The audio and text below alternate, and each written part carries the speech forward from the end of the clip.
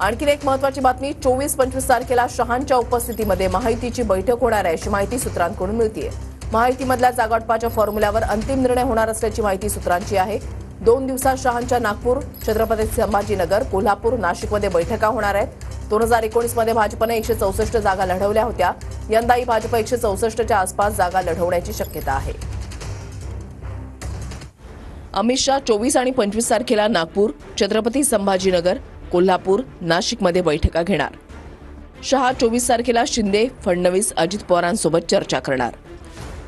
24 तारखेच्या बैठकीमध्ये महायुतीमधील जागावाटपाच्या फॉर्म्युल्यावर अंतिम निर्णय होणार। भाजप गेल्या वेळीप्रमाणे यंदाही 164च्या आसपास जागा लढण्याची शक्यता आहे। उरलेल्या जागा शिंदे आणि अजित पवारांना वाटण्यासंदर्भातही निर्णय होणार। सिटिंग गेटिंग फॉर्म्युल्यानुसार प्रत्येक पक्षाला विद्यमान जागा मिळणार। काही विद्यमान आमदारांच्या नावासह भाजप नवरात्र उत्सवात पहिली यादी जाहीर करण्याची शक्यता आहे।